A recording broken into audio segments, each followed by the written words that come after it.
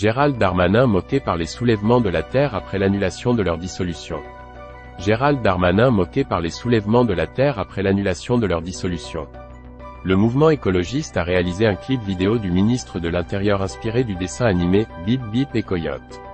Vous ne pouvez pas visionner ce contenu car vous avez refusé les cookies associés aux contenus issus de tiers en vous abonnant. Vous ne pourrez donc pas lire nos vidéos qui ont besoin de cookies tiers pour fonctionner. Vous utilisez un bloqueur de publicité. Nous vous conseillons de le désactiver afin d'accéder à nos vidéos. Si vous n'êêtes dans aucun de ces deux cas, contactez-nous à aide@huffingtonpost.fr. Environnement, une victoire qu'il savoure. Le Conseil d'État a annulé ce jeudi 9 novembre la dissolution du mouvement écologiste Les Soulèvements de la Terre, SLT, donnant ainsi tort à Gérald Darmanin. Après cette décision, les membres du collectif ont multiplié les moqueries à l'encontre du ministre de l'Intérieur. Comme vous pouvez le voir dans la vidéo en tête d'article, les SLT ont notamment publié sur X, anciennement Twitter, un clip ironique inspiré du dessin animé Bip Bip et Coyote. La parodique commence par l'annonce de Gérald Darmanin à l'Assemblée nationale le 20 juin dernier. Demain, je présenterai au Conseil des ministres le décret de dissolution des soulèvements de la Terre. Un enchaînement de gags montre ensuite le ministre en coyote, puis en super-héros, le Dissolator, échouant à vaincre Bip Bip, dont le visage est remplacé par le logo des SLT. Immédiatement après la décision du Conseil d'État, les soulèvements de la Terre avaient également apostrophé Gérald Darmanin sur X avec l'onomatopée « Chez ».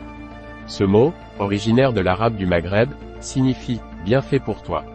Vous ne pouvez pas visionner ce contenu car vous avez refusé les cookies associés aux contenus issus de tiers en vous abonnant. Vous ne pourrez donc pas lire nos vidéos qui ont besoin de cookies tiers pour fonctionner. Vous utilisez un bloqueur de publicité. Nous vous conseillons de le désactiver afin d'accéder à nos vidéos. Si vous n'êtes dans aucun de ces deux cas, contactez-nous à aide@huffingtonpost.fr.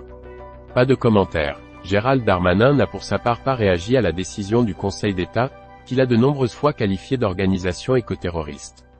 Interrogé sur cette annulation alors qu'il tenait un point presse sur les intempéries dans le Pas-de-Calais, il a préféré éluder. Faut que j'y aille, merci beaucoup. Interrogé par le HuffPost, la place Beauvau s'est contentée de répondre « Pas de commentaires ». Dès mars dernier, le ministre de l'Intérieur avait annoncé une procédure de dissolution contre SLT. Le ministre tient le mouvement pour responsable des affrontements qui ont eu lieu à Sainte-Soline, dans les Deux-Sèvres, contre les mégabassines en mars dernier.